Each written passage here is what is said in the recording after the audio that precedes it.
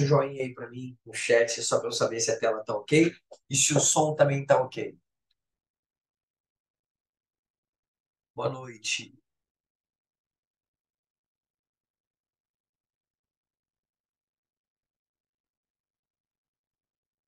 Tudo ótimo, legal, né? Espera mais um pouquinho, são 8 horas, mandar um aviso lá no grupo.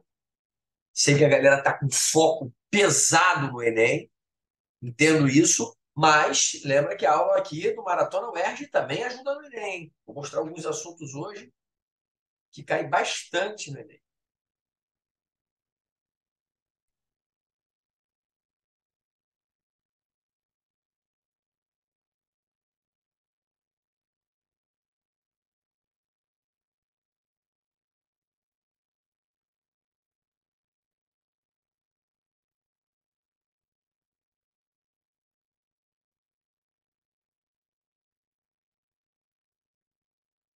Natan chegando.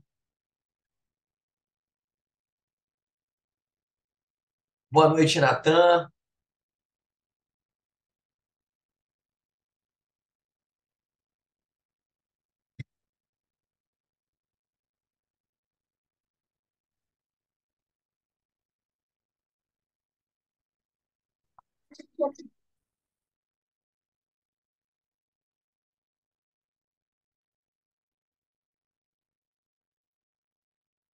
Chamando a galera aqui no WhatsApp, para não atrasar mais. O Léo tá chegando aí. Boa noite, Léo. Perto do Belém. Sei que a galera vai ficando mais desanimada, vai ficando mais preocupada. Por falar nisso, galera, ó, se você não votou ainda na aula para o Enem, no Sonhei com o Enem, tá? Quem não viu, tá lá no grupo do WhatsApp. Fiz uma pesquisa para saber se vocês preferem essa aula na sexta. Boa noite, Léo. Tudo bem? Ou no Boa sábado. É noite. importante, boa noite. É importante aí que você participe. Estou dando uma aula grátis aí para vocês, só para o Enem. Estou preparando as questões com base em conversas, em estatísticas de Enem, tá? Na verdade, eu já tenho as questões, mas são questões inéditas. E o objetivo desse Sonhei com o Enem é acertar os assuntos que podem cair no Enem. Aliás, vou trabalhar uns assuntos bem exóticos, como, por exemplo, lixo e reciclagem, que a gente não costuma estudar tradicionalmente. E é isso aí, tá, gente? Então não deixe de votar lá se você quer essa aula na sexta ou no sábado. Chame teus colegas também, tá? Se você tem colega que você gosta, só amigo que você gosta. Aquele que você não gosta, não chama, não. Se você tem amigo que você gosta, chama para assistir essa aula, então ela vai ser transmitida ao vivo também pelo YouTube, tá bom? Boa noite, Arielle. Olha aí, já temos o quórum para a gente começar, sem mais delongas. Vamos lá, que hoje, promessa é dívida, eu quero corrigir 6 questões dos simulados. Perceberam que eu não enviei o simulado 4? É de propósito, tá? Ele vai hoje à noite. O simulado 4, geralmente é enviado toda terça-feira, vai hoje, porque está um pouquinho atrasado. Então, dê uma segurada nos simulados para não assustar ninguém. Sei que a cabeça de vocês está focada no Enem esse fim de semana, e o simulado 4 eu vou dar um tempo maior para você resolver, né? Eu vou começar a trabalhar com ele só na quinta-feira da semana que vem, tá bom? Então não se assuste, ele não está lá na sala de aula do Classroom de propósito, ele já está prontinho no forno aqui, esperando para ser enviado. Agora, galera, a gente está terminando o simulado 2, ó. A gente está terminando o simulado 2 ainda e vamos entrar com força no simulado 3. E aí vai acontecer algo que eu já previ, tá? Já vai acontecer agora. O início do simulado 3 é quase repeteco dos simulados 1 e 2. Não é repeteco de questão, não é isso. Repeteco de assunto. Você já sabe estrutura atômica, você já sabe propriedades periódicas. Então a gente vai acelerar aqui o processo, tá bom? Mas antes de acelerar o processo, tá aí na sua telinha, nós temos. Vamos começar. Surgiu aí o ERD para você, nós temos que lembrar que nessa aula de número 6, olha aí a Tatiele chegando, nessa aula de número 6 ainda está faltando uma questãozinha do simulado 2 que eu não posso deixar de fazer. Essa questãozinha aí do simulado 2, tá? Peraí que tem mais voto aí, ó. E tá ganhando disparado aí o sexta-feira. Ah, tu quer no sábado? Vota no sábado, tá bom? Bom, essa questão não posso deixar de fazer, gente. Presta muita atenção. Mais uma questão de reações orgânicas, fechando aí nossa checklist. E olha aí, quem está aqui hoje está se preparando também, tá? Está se preparando também para o Enem. De repente não percebeu, mas oxidação é um dos assuntos que mais cai no Enem. Vamos à nossa canetinha, ó.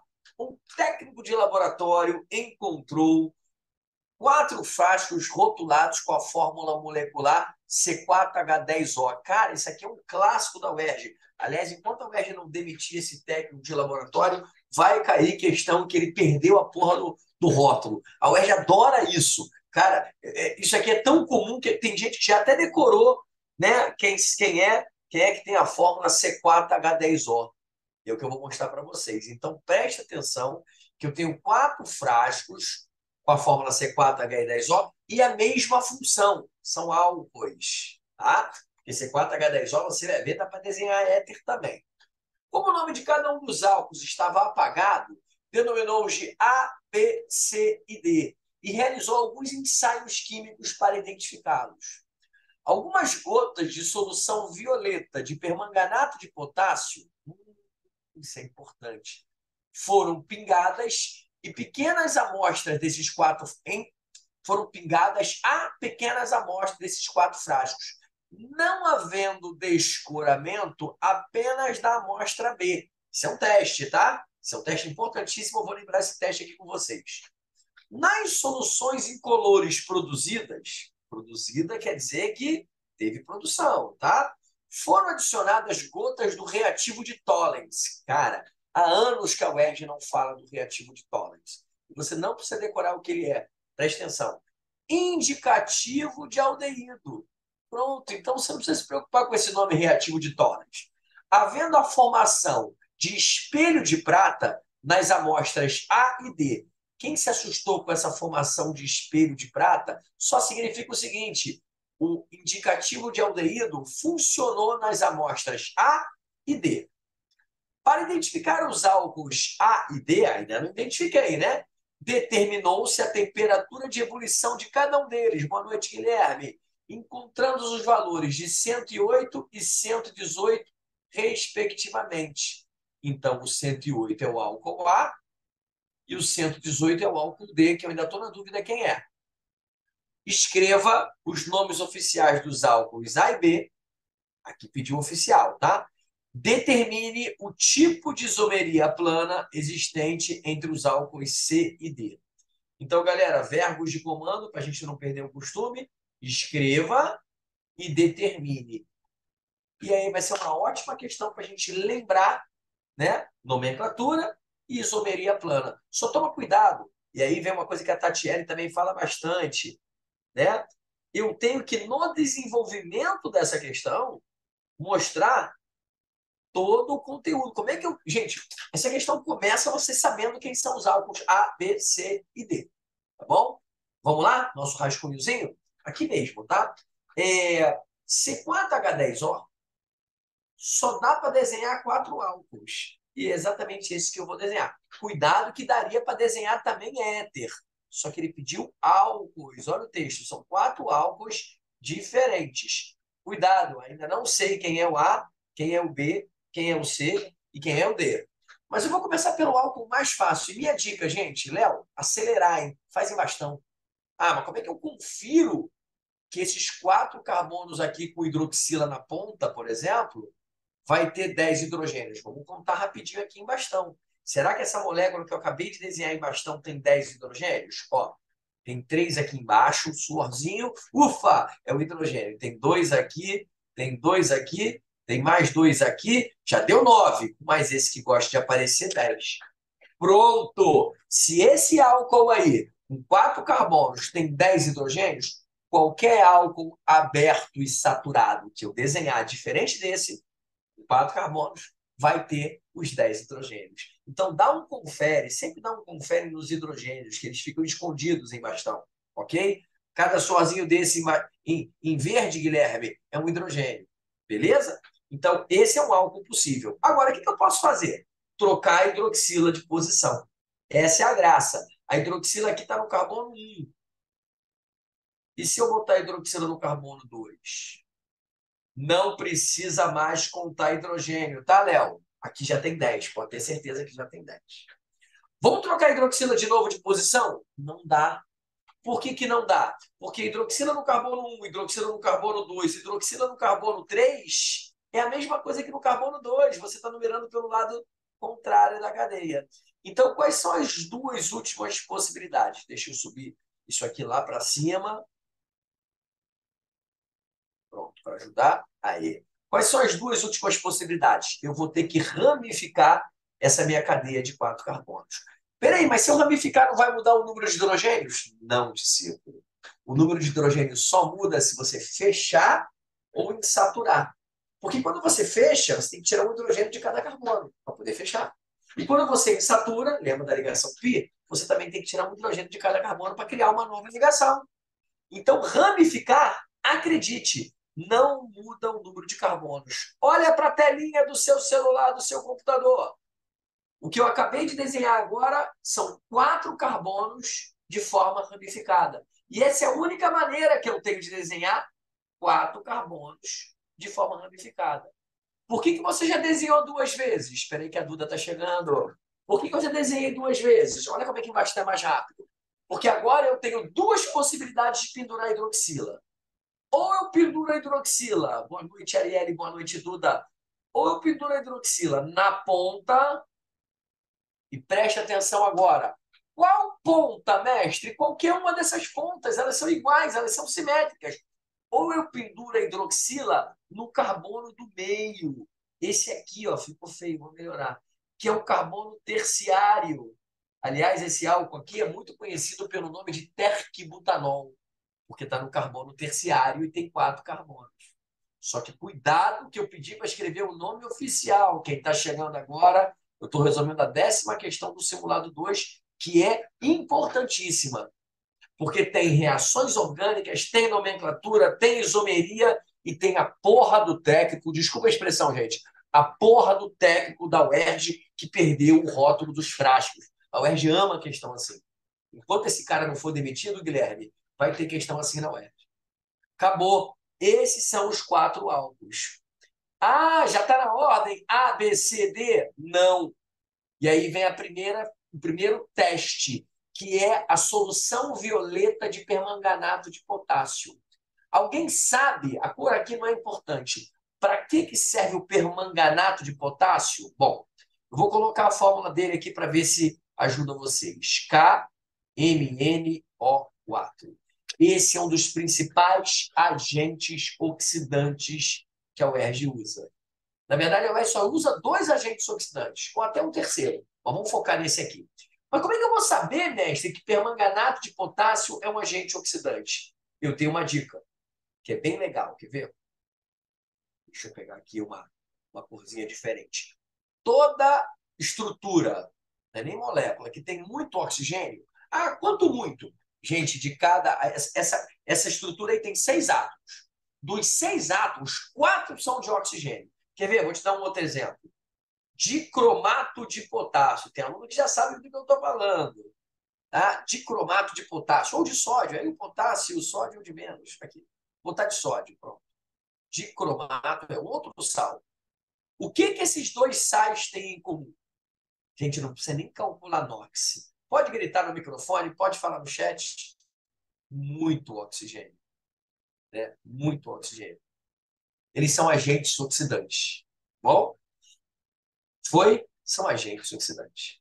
Toda molécula com muito oxigênio, vamos anotar, vamos deixar essa anotação aqui na nossa aulinha, são agentes oxidantes. Então, esse teste aí é uma oxidação de álcoois. E será que você lembra? Agentes oxidantes.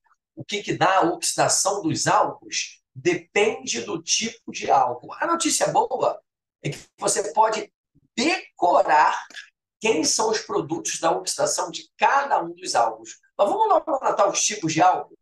Esse primeiro álcool que eu desenhei, que foi o primeiro que veio à minha cabeça, ele é um álcool primário.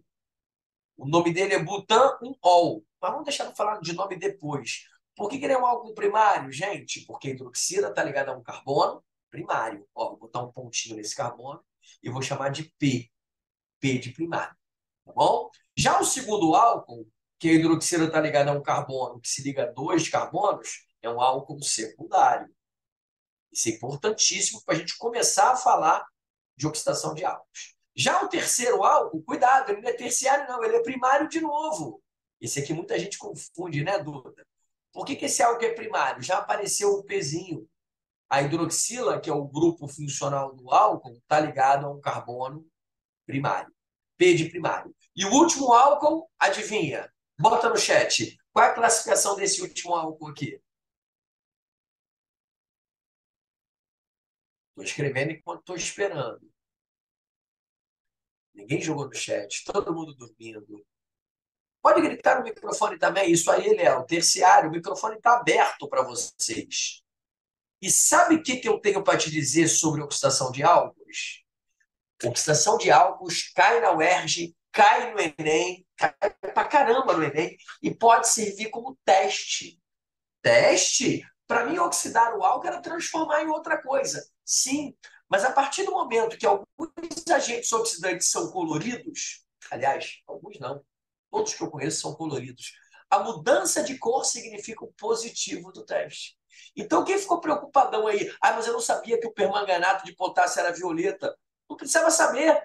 Só tem que entender que se não há descoramento, esse é um resultado negativo. Então, a amostra B deu um resultado negativo. Gente, descoramento é tipo o teste de gravidez. Tem que mudar de cor para estar grávida. Ficou azul, fodeu. É assim? Então, a mesma coisa na química. Caras, a oxidação de álcools é excelente, não apenas para produzir algo novo, mas para testar se meu álcool é primário, secundário ou terciário. Mas como, mestre? Você tem que saber como é que funciona a oxidação de álcools, tá? E aí a notícia boa é que você pode decorar essa tabelinha aqui, ó. Todo o álcool primário, todo, não importa o número de carbonos, se rolar uma oxidação branda, vai dar aldeído. Mas se ela for enérgica, que é o mais comum, tá? Vai dar ácido carboxílico. Como assim o mais comum? Gente, entenda uma coisa. Oxidação, ela pode ser de leve, que a gente chama de branda, ou frenética, que a gente chama de enérgica. Se a UERJ e o Enem, domingo agora, não fala nada, você vai direto até o final. Gente, a oxidação branda é como se você estivesse andando no ônibus e falasse assim, no meio da Avenida Brasil, ô piloto, dá para parar aqui no meio? É mais difícil você parar no meio do que está no frescão, né? Do que você ter o ponto final. Então, cuidado, não fala nada, dificilmente vai parar no aldeído. Você vai direto a ácido carboxílico. Ai, mas como é que é o mecanismo dessa reação? Esquece, aqui é decoreba. Se o teu álcool primário tem 2 carbonos, o produto vai ser um ácido carboxílico com 2 carbonos. Se o teu álcool primário tem 10 carbonos, o teu produto vai ser um ácido carboxílico com 10 carbonos, o decanoico. Agora, se o álcool for secundário, e aí não importa, não tem, até tem oxidação branda de álcool secundário, mas é desnecessário, é gastar dinheiro à toa. Vai dar sempre cetona. E agora o grande finale. Olha o que acontece na oxidação do álcool terciário. Não acontece. Não ocorre. Então, sabe aquele álcool lá que não reagiu? Volta para a questão. Como assim? Opa, spoiler. Como assim, mestre, não reagiu? É, tem um álcool aqui que não reagiu, olha lá. O álcool D não descorou a cor violeta. Gente, não descorar é não perder a cor. Então, se eu pingo gotinhas de violeta no álcool e continua violeta, é porque não reagiu. Se não reagiu, o álcool é o quê? Terciário. Já sei quem é o álcool terciário. É o D. Então, D não. B de bola. Desculpa aqui, ó. Não descorou, a amostra B de bola. Então, cuidado, já anota aqui, ó. B de bola. E isso vai ter que ir lá no desenvolvimento, né, Arielle? Porque como é que eu vou dar o nome do álcool A e B do nada? Eu do nada eu chuto a porra do nome e... Não, eu tenho que desenvolver. Então, por que que o álcool B... Por que que eu... Vou até botar um tchurifuri aqui, ó. Por que que o álcool B de bola é o terciário? Porque ele é o único que não descorou a solução de permanganato de potássio, que é a solução violeta. Até aí tá entendido? Agora vai ficar mais chato. Quais foram os que descoraram? Todos os outros, né? Aí presta atenção. Nas soluções incolores produzidas, a UERJ pega muito pelo pé aqui, ó. Eu não estou falando que eu fiz um teste com álcool de novo, não. Eu peguei as soluções que foram produzidas e adicionei o reativo de Tollens. Aí a Duda chegou agora e falou: Caraca, eu não estudei reativo de Tollens. Tem dois reativos muito usados em laboratório que são de vestibulares antigos: é o Tollens e o Benedict. Se eles caírem na UERJ atualmente, a UERJ vai dizer para que serve. Está lá, ó, o reativo de Tollens indica aldeído. Se a formação do espelho de prata, gente, é muito bonita. Depois eu pego uma foto e mando para vocês. O tubo de ensaio forma prata na base dele, mas só forma prata se tiver aldeído. Então, houve formação do espelho de prata nas amostras A e D. Então, esse é um resultado positivo de um outro teste que indica aldeído. Tá bom? Peraí, vamos voltar lá para a nossa aula de oxidação. Qual o tipo de álcool que pode dar aldeído? Olha lá, não é obrigado a dar, mas pode dar. É que esse permanganato aí foi usado em meio aquoso, então rolou uma oxidação branda. Na verdade, eu vou contar uma história para vocês, mas você não conta para ninguém. É só para o QPM. Quando você faz um teste desse, produz uma mistura dos dois, aldeído e ácido carboxílico. Tá bom? Vou voltar aqui, ó. O reativo de Tollens, ele indica aldeído. Formou espelho de prata em A e D. Então, A e D são aldeídos. Na verdade, A e D não são aldeídos. A e D são álcoois cujo produto da oxidação deu aldeído. E quem são os álcoois que produzem aldeído? Vou até trocar isso aqui de lugar. É o primário. Então, o A e o D são álcoois primários. Mas eu ainda não sei quem é quem, tá bom? Opa, spoiler. Isso aqui é nosso checklist. Agora, olha que interessante. Mais à frente, eu digo para você que para identificar os álcools A e D, e prestar muita atenção nesse texto, eu determinei a temperatura de ebulição. E aí eu descobri que o A tem ponto de ebulição 108 e o D tem ponto de ebulição um pouquinho maior, 118. Vamos lá. Quem são os álcools primários? Tá aí no slide. O primeiro, tá vendo aqui o primeiro? Ficou. Eu ainda estou na primeira questão, Marcele. O primeiro é um álcool primário, porque a hidroxila está ligada a um carbono primário. E o terceiro, tá? Então esse aqui é A ou D. E esse aqui é D ou A. E agora vem um assunto que a gente discutiu na aula passada. Ah, tu não assistiu a aula passada, a aula número 5? Tá no YouTube. Todas as aulas, tirando a primeira, estão no YouTube. E eu mando para vocês. Assiste, leia. A primeira coisa é ler o PowerPoint. Não entendeu? Assiste a aula. Corre o vídeo de 1 hora e meia, passa para frente. Galera, ponto de ebulição de álcoois. Primeiro critério, tipo de ligação intermolecular. Então, vamos olhar para esses dois álcoois para a gente descobrir quem é o A e quem é o D. Vou botar um azulzinho aqui, ó. Olha para esse, que é primário, e olha para esse aqui, que é primário. Qual a diferença entre esses álcools primários a nível de ponto de ebulição? É a ligação intermolecular? Não. Primeiro critério empatou. Álcool faz ligação de hidrogênio entre suas moléculas. Então, esquece o primeiro critério. Vamos para o segundo. É a massa molecular? Não, porque a massa é a mesma. Os dois álcools têm a mesma fórmula. Aliás, esses 4 álcools são isômeros, têm a mesma fórmula. Léo já matou aqui no chat. É o terceiro e último critério. Eu estava esperando ele, a ramificação. Os álcoois ramificados, que é o caso desse aqui, ó, eles vão ter ponto de ebulição menor que os álcoois não ramificados. Isso se tiver a mesma massa. Isso é só para álcool? Não, é para qualquer função orgânica que seja isômera. Ou seja, mesma massa, mesmo tipo de ligação, a ramificação diminui a temperatura de ebulição. Está nos slides da aula passada, da aula 5. Estava preparado para entrar aqui, né? Tá vendo como é que já está repetindo as coisas? Léo já matou. Então, esse terceiro álcool, que é o ramificado, vou botar um ramife aqui nele, ó. Esse álcool que é o ramificado, que detalhe, ele vai ter ponto de ebulição menor. O menor é o 108.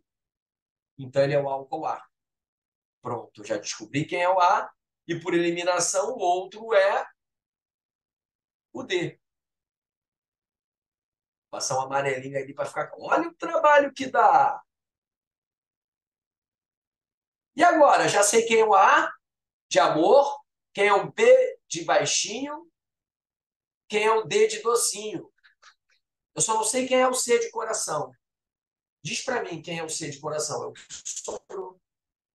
Gente, quando o técnico faz teste, ele não faz teste com todos os álbuns, né? Ele vai fazer teste só com o que sobrou. Só com os que eu queria, né? Pronto, esse é o álbum C.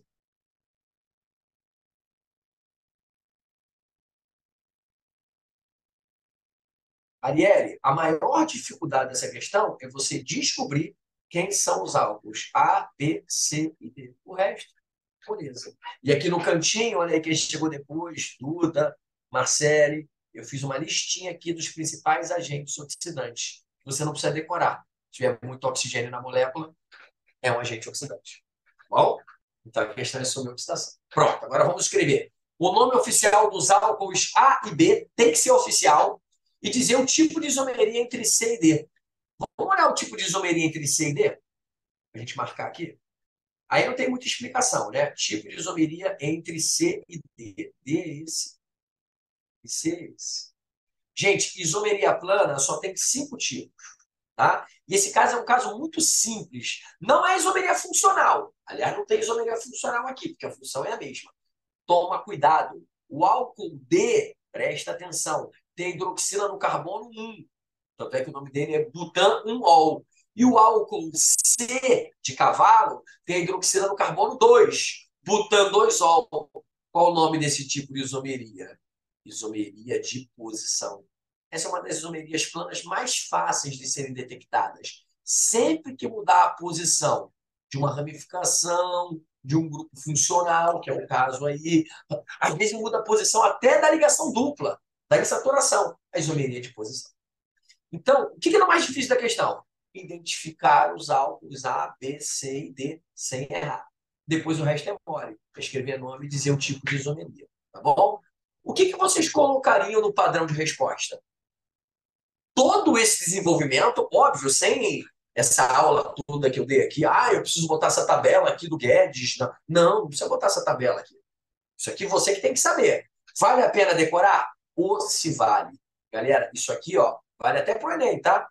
Vale a pena decorar. Por que vale a pena decorar? Porque não tem mecanismo. Oxidação não tem mecanismo. Até tem um mecanismo fake que eu ensino lá. Deu debug com tudo. Até tem um mecanismo fake que eu ensino lá, mas aqui para fazer essa questão vou dar uma acelerada. Não tem mecanismo. E aí, galera, voltando aqui para a questão, peraí, debug, isso. Vale a pena decorar isso. É a primeira vez que eu apresento essa tabela para vocês. E sabe onde você vai usar essa tabela? Se você já fez o simulado 3 na última questão. Aliás, ela se parece muito com a questão 10 aqui desse simulado. São muito parecidas. Vai usar, vou até anotar, vai usar isso aqui na questão 10 do simulado 3. E vai usar, se Deus quiser, na UERJ esse ano. Tá? E aí, gente? O que a gente está estudando? Nossa checklist de reações orgânicas. Oxidação de álcoois. Aí, amarelei para você. Pronto. Mais uma reação orgânica vista. Galerinha, se você está com as aulas completas, copiadas ou assistidas, né? Todas essas, já chegamos aí na metade das reações orgânicas. Quase lá. Tá bom? Não chegamos nem na metade do projeto. Aliás, hoje é a metade do projeto e já estamos chegando lá. Eu te garanto que vai estar tudo amarelado no final do projeto. Tá bom? O que a gente bota aqui? Bom, vamos fazer um resumo, né? Senão vai ficar muita coisa. Me ajuda, Arielle. Tem que botar o que aqui? Bom, bota que você descobriu esses álcools, né? Bota como você descobriu esses álcools. É o desenvolvimento, né? Então você vai escrever assim, ó, parecido com o que estava lá, C4H10O. Só não precisa explicar muito, né? Álcools. Desenha os 4 possíveis, de preferência em bastão, para ir rápido. Quem chegou depois, aí praticamente começando a aula agora. Ó, esse que é o butan 1-ol, esse que é o butan 2-ol. Deixa eu arrumar mais espaço aqui. Por isso que é bom fazer rascunho, né? Quando você faz rascunho, depois você fala, epa, preciso estruturar melhor. Raramente vai faltar espaço para você desenvolver, tá? Esse aqui, eu vou falar do nome dele oficial, e esse aqui. Repara que esses dois últimos são álcools ramificados, mas esse último aqui é um álcool terciário. Ah, foi assim que eu descobri. Então, ó, como esse aqui é um álcool terciário, você pode escrever assim mesmo, álcool terciário. Logo, estou explicando para o moço da UERJ que ele é um álcool, acho que é B de bola, né? É B de bola. Estou só passando a limpo o que a gente já desenvolveu. É o álcool B de bola. Esse logo é lógico, tá? Você está dizendo que ele não sofreu oxidação. Ele é o B de bola, tá? Os álcools que sofreram oxidação, né, são A, C e D. Aí ele diz que tem o A e o D produzem aldeído. Então você escreve assim mesmo, álcool primário,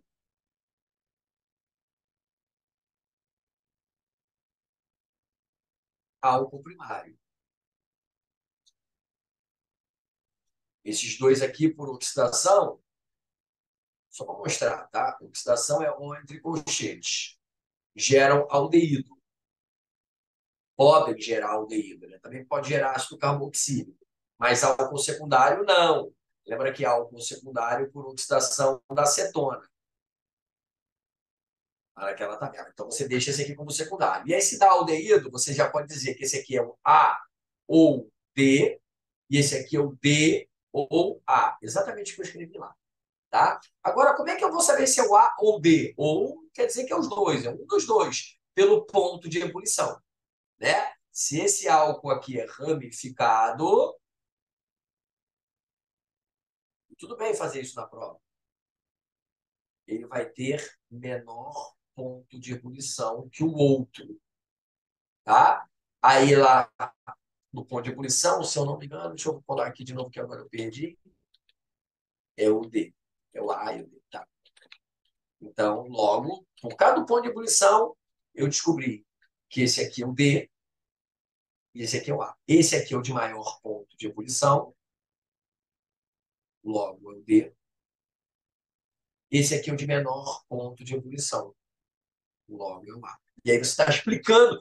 Ah, mas tem que explicar melhor? Não, a pergunta não é para explicar. Você só está desenvolvendo para o cara da UERJ de onde você tirou.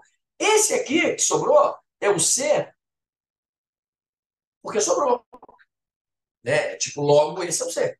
Como é que é logo? Gente, álcool terciário não se oxida. Seria bom escrever isso. Só para mostrar para o cara da UERJ que você sabe. Logo, ele é o B. Sobrou A e D se oxidando, o de maior ponto de ebulição é o D, o de menor é o A, porque ele é o A, porque ele é o ramificado. Legal, esse aqui é o C porque sobrou. Agora a gente vai dar o gabarito. Ele pede o tipo de isomeria entre C e D. Aí você pode fazer logo aqui assim, ó. Ficou meio bagunçado, mas o tipo de isomeria entre C e D tá aqui. Isomeria plana. É isomeria de posição, porque mudou a posição da hidroxila, não precisa explicar isso. E o nome oficial dos álcoois A e B. Deixa eu fazer melhor isso aqui, está muito feio. Bom, esse é o desenvolvimento. Quase que eu acabei com os espaços, né? Vamos lá. Nomes oficiais do álcool A. O álcool A é o metil propan 1.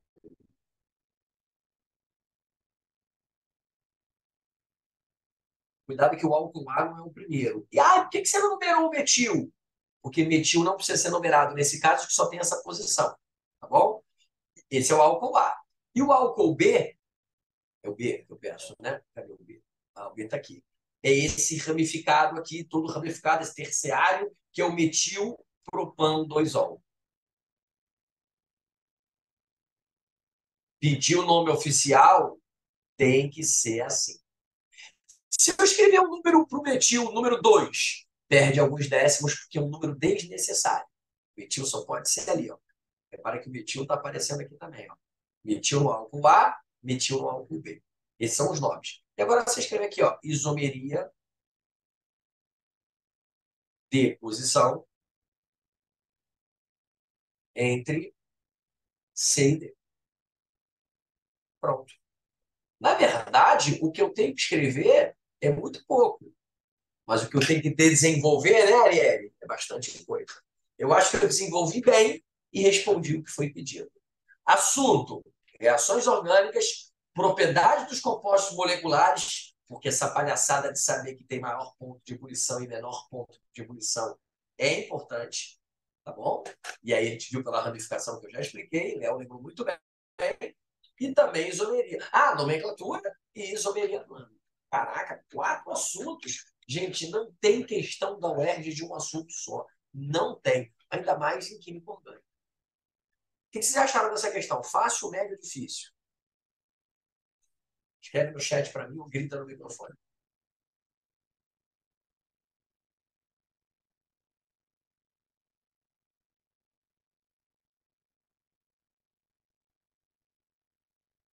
Média, né? Média, elaborada, sim. Bem elaborada é uma coisa que torna a questão difícil, né, Léo? Tá. A Duda pediu para botar, para lembrar a ordem de prioridade da isomeria plana. Como assim prioridade da isomeria plana? Eu vou explicar o que significa. Gente, quando eu tenho dois compostos, um par de compostos, e a UERJ pergunta qual tipo de isomeria, só tem um tipo de isomeria. E eu criei uma ordem de prioridade. Deixa eu ver se eu consigo botar aqui nesse cantinho. Consigo sim. Eu criei uma ordem de prioridade que ajuda muito a você acertar qual tipo de isomeria que tem entre dois compostos. Gente, lembra que a isomeria plana é sempre entre dois compostos. Não existe isomeria plana isolada, né? Tipo, isomeria espacial tem. O cara fala assim, qual o tipo de isomeria espacial que esse composto tem? Sozinho. Aí você fala ótica ou cis-trans. Mas a isomeria plana, está aqui entre parênteses, é sempre entre dois compostos. E esses compostos vão vir desenhados ou nomenclaturados para vocês. E aí você vai recordar, foi uma boa pergunta, Duda, os 5 tipos de isomeria plana que existe. A mais escrota de todas, que é a tautomeria. Gente, a tautomeria tem um macete muito legal. Um dos compostos é o tal do enol. Não falei fenol, não. Enol. Parece álcool, mas não é. Enol. Vai pintar tautomeria em breve. Depois você marca a isomeria funcional. Como assim marca? É porque tem, por exemplo, na tautomeria não muda a função? Muda. Por que ele é funcional? Porque ele é especial. É a tautomeria. A funcional é quando muda a função. Tem a isomeria de compensação, que é quando muda a posição do heteroátomo. Vai aparecer isso já já, tá, Marcelo? A gente vai recordar tudo isso aqui. Tem a de cadeia e tem a de posição. Foi essa que a gente marcou aqui. Mas por que você marcou aí, ó. Por que você afirmou que é isomeria de posição? Vou aproveitar aqui para fazer essa ordem. Tem aí esse par de compostos que pediu a isomeria B e C, ou melhor, C e D. Algum deles é enol? Não, então não é tautomeria. Mudou a função entre eles? Não, então não é funcional. Vai perguntando nessa ordem. Mudou a posição do heteroátomo? Gente, álcool nem tem heteroátomo. Heteroátomo é quando tem átomo diferente de carbonos na cadeia carbônica, tipo éter. Então, é compensação. Cuidado, muita gente confunde isomeria de cadeia com posição. O álcool C e o D mudou de cadeia? Não. A cadeia do álcool C é normal e a cadeia do álcool D também é. Nenhum deles é ramificado. Então, se não é de cadeia, só pode ser, sobrou a de posição. Quando você vai todas elas e não é nenhuma delas, só pode ser a posição. Como é que eu decoro essa ordem? Sim, procure nessa ordem. 1, 2, 3, 4, 5. Porque só pode ser uma delas. Ah, mestre, mas eu não consigo decorar essa ordem. Eu estou fodido na hora da prova. Eu digo para você, tá fodido? Começa a cabecear o poste. Essa é a ordem que você procura e nunca mais erra. Tá fudido? Começa a cabecear o poste. Porque só existe um tipo de isomeria plana entre dois compostos. Uma vez um discípulo meu marcou assim: ah, essa aqui é de cadeia e de posição. Por quê? Ah, porque mudou a cadeia, mas também mudou a posição. Não existe duas isomerias, é só uma. Cadeia ganha de posição. Por quê? Tá fudido, começa a cabecear o poste. Ou é tautomeria, ou é funcional, ou é compensação, ou é cadeia, ou é posição. Tá fudido, começa a cabecear o poste. Pronto, recordou, Duda? Essa é a ordem para você nunca mais errar a isomeria plana. E calma que vai aparecer um pouquinho de cada uma delas. Aqui apareceu posição, daqui a pouco vai ter cadeia, daqui a pouco vai ter, né, um pouquinho de cada uma. E a mais estranha é a tautomeria. Olha como é que é a compensação. Vamos lá, vocês estão pedindo, a gente vai tirar dúvida. A compensação, eu vou dar um exemplo aqui de compensação para o Léo e para todo mundo para ficar mais claro. A compensação é quando o heteroátomo muda de lugar. Quer ver? Vou dar um desenho aqui embaixo, espero que vocês consigam enxergar. Ó. Metóxi propano e etoxi etano. Olha o heteroátomo como é que trocou de lugar, Marcele. Para quem não sabia o que era um heteroátomo, vou mostrar agora. É um átomo diferente de carbono entre carbonos. Esse oxigêniozinho que eu estou botando dentro da casinha é um heteroátomo, tá? É a de compensação. Tem até um macete para você lembrar compensação, ó. Aqui tem um carbono antes e três depois. Total, quatro. Em compensação, no composto de baixo tem dois antes e dois depois. Compensa. Quando um lado compensa o outro, tem que ter o mesmo número de carbonos, né? Senão não é isomeria, senão não são isômeros. Quando um lado do heteroátomo compensa o outro, a isomeria é de compensação. Por que não é o nosso gabarito? Porque álcool nem tem heteroátomo, Marcelo. Álcool nem tem heteroátomo, Léo. Heteroátomo tem que ser oxigênio, ou nitrogênio, ou enxofre, ou até fósforo, mas entre carbonos. Foi? Beleza, galera? Que aulão, hein? Pô, essa questão aí. Agora, uma coisa que é clássica da UERJ. Quanto mais para o final da prova, mais pesada ficam as questões. Tá bom?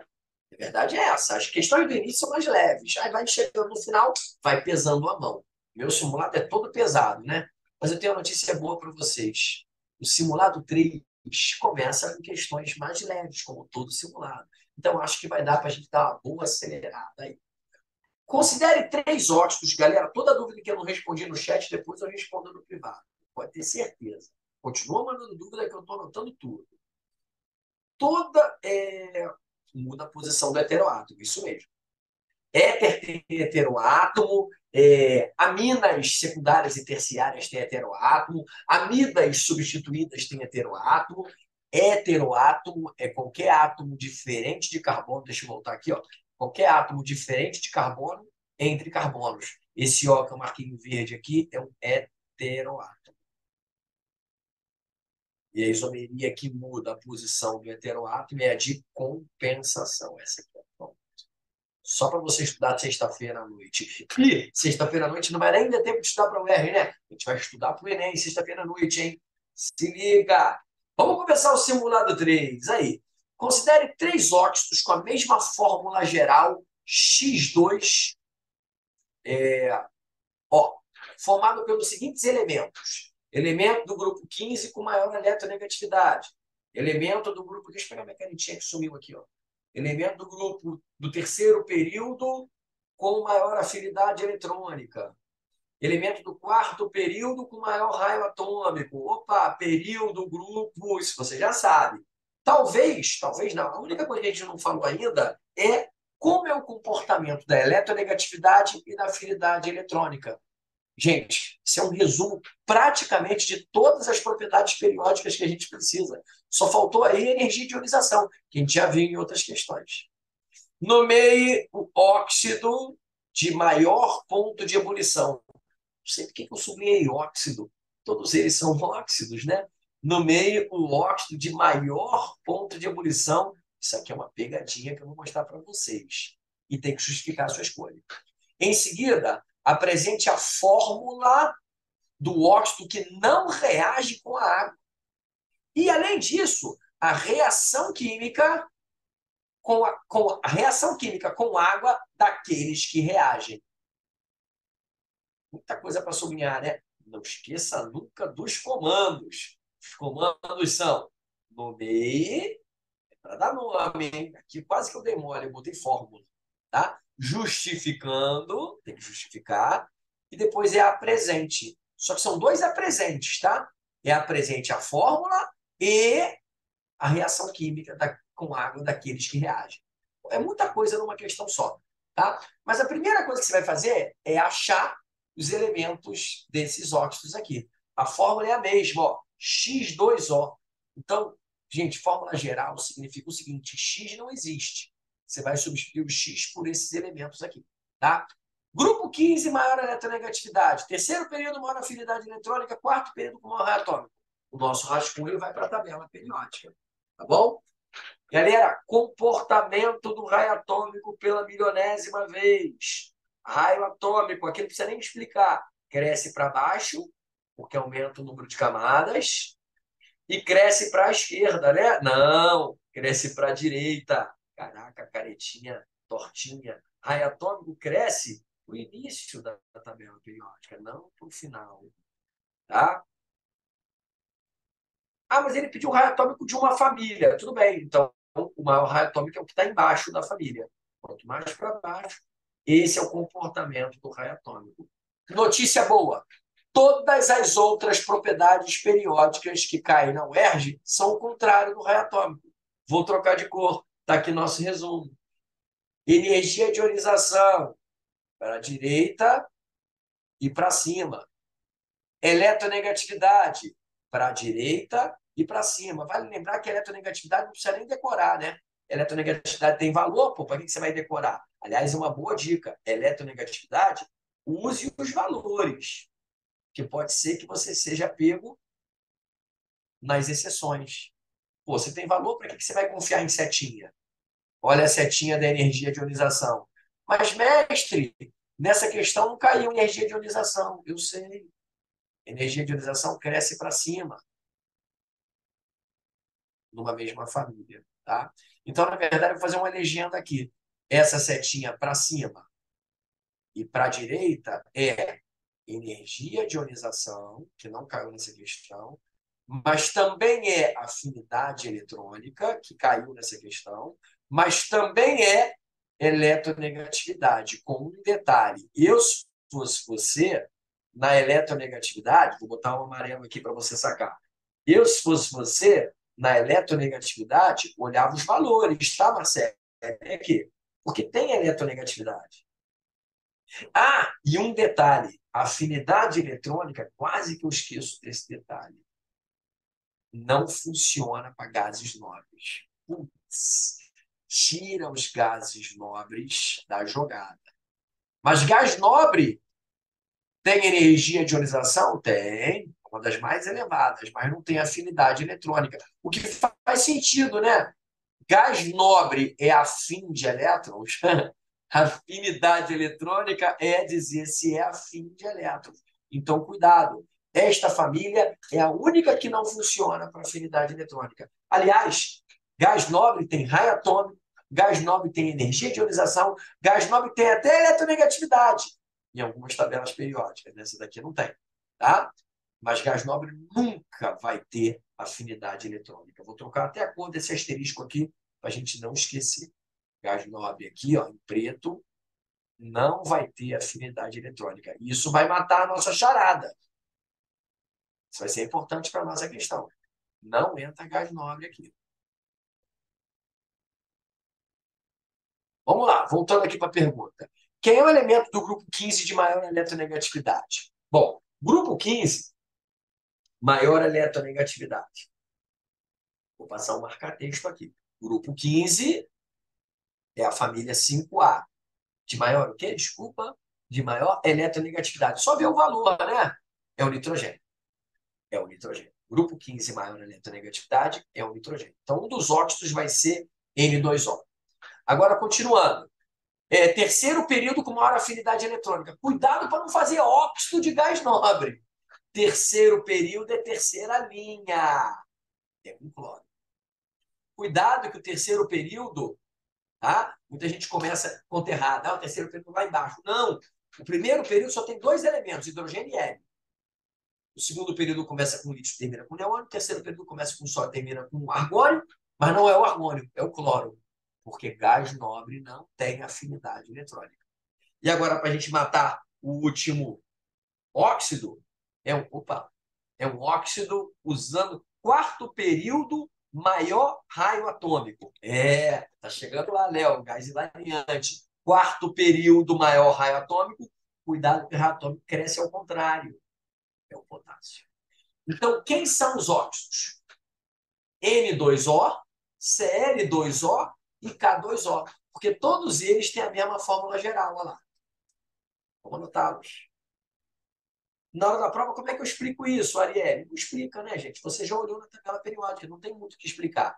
Então, esse óxido aqui é o N2O, que é o gás hilariante, muito bem lembrado, né? O gás que quando você inala, você fica rindo que nem um palhaço, né? Esse aqui de afinidade eletrônica alta é o Cl2O, gás nobre não entra, tá? E aqui o de maior raio atômico do quarto período é o K2O. Essas fórmulas todas são iguais, porque são fórmulas gerais. E aí vem a primeira pergunta. Nomeie o óxido de maior ponto de ebulição, justificando sua escolha. Aí você olha para essas fórmulas e pensa assim: eu vou ver qual é a ligação intermolecular. Foi isso que o Guedes explicou. Mas aqui tem um detalhe, tem uma pegadinha. O K2O, ele é um composto iônico. Como é que você sabe, mestre, que ele é um composto iônico? Ele é formado por metal e ametal. Não precisa nem ver a diferença de eletronegatividade, metal com metal, ligação iônica. Porra, a ligação iônica é a mais forte de todas. E esses óxidos aqui são moleculares. Aí você está pensando em olhar, qual é a interação intermolecular com hidrogênio? Esquece. Composto iônico, esquece. Ganha de todo mundo. Tem altíssimo ponto de fusão. Todo composto iônico, via de regra, é sólido. Sólido com alto ponto de fusão. Imagina o ponto de ebulição, então. Então é uma pegadinha. Você nunca imaginou e nem vai encontrar o ponto de ebulição do óxido de potássio, porque é elevadíssimo. O de fusão já é alto. Então anota isso. O fato dele ser um composto iônico faz ele ser um sólido de alto ponto de fusão. E aí, meu amigo, não tem nem o que disputar. Ele é de maior ponto de ebulição. E a sua escolha é porque é o único óxido, a sua justificativa é porque este é o único óxido iônico dos apresentados. Dos apresentados é o único iônico. Né?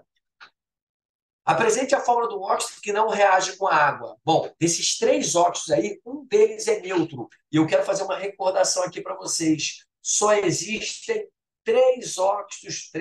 quatro óxidos neutros na natureza. Óxido neutro, mestre. Não dá para usar a tabela periódica para me ajudar? Não.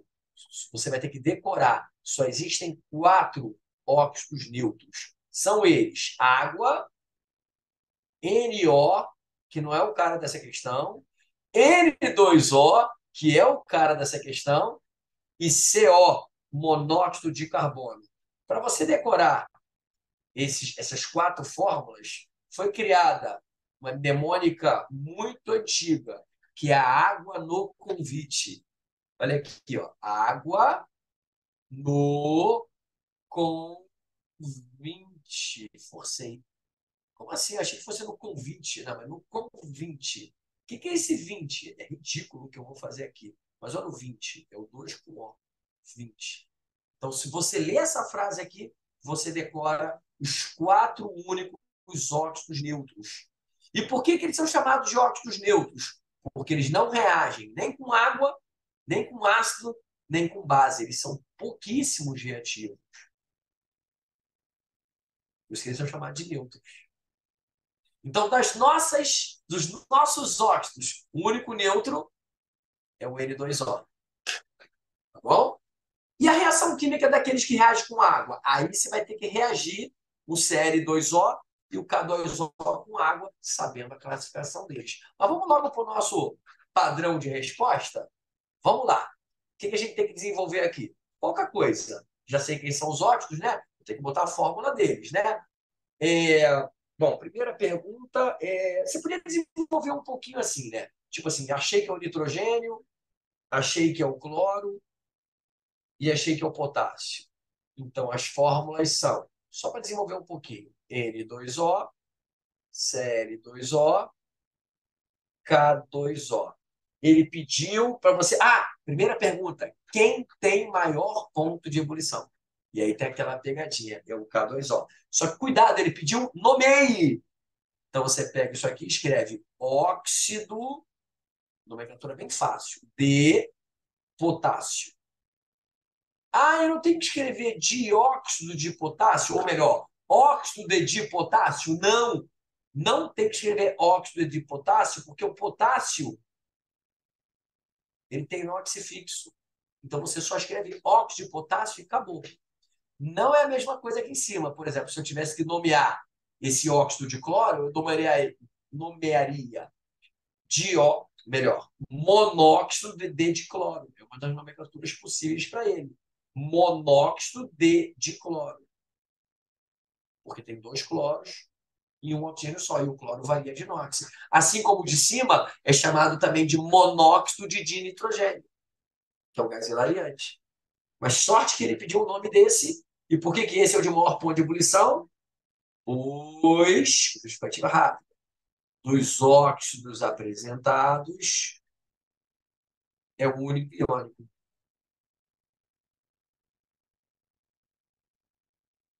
Justificativa tem que ser rápido, tá? É o único iônico. Lembra que iônico tem altíssimo ponto de ebulição, altíssimo ponto de fusão. Tá bom? É, N2O, óxido neutro. Sim, ele pede o óxido neutro, né? Aquele que não reage com a água. Só que, se não me engano, ele pede a fórmula, né? Na verdade, ele pede para identificar. Deixa eu ver qual comando. Apresente a fórmula. Ah, qual é a fórmula do óxido neutro? Você escreve assim: óxido neutro, N2O. É só para complementar, não reage com a água. Só que agora ele vai pegar a fórmula dos outros dois e dizer como é que vai reagir com a água. E aí, galera, os outros dois reagem com a água. Por que, que o Cl2O e o K2O reagem com a água? Bom, primeiro porque eles não estão na lista de óxidos neutros. E segundo, que eu tenho uma aulinha para te dar agora sobre reações de óxidos. Para você saber qual é o produto da reação do óxido com a água, você tem que classificar o óxido, tá? E aí, vamos lá. Vamos classificar o óxido de cloro aqui. Em geral, vou fazer um rascunho aqui embaixo, tá bom, gente? Toda vez que você tiver um óxido de ametal, em geral, né, tirando os óxidos neutros, né, óxidos de ametais, que é o caso do cloro, eles são óxidos ácidos, também conhecidos como anidridos. Então, qual vai ser o produto da reação deles com água?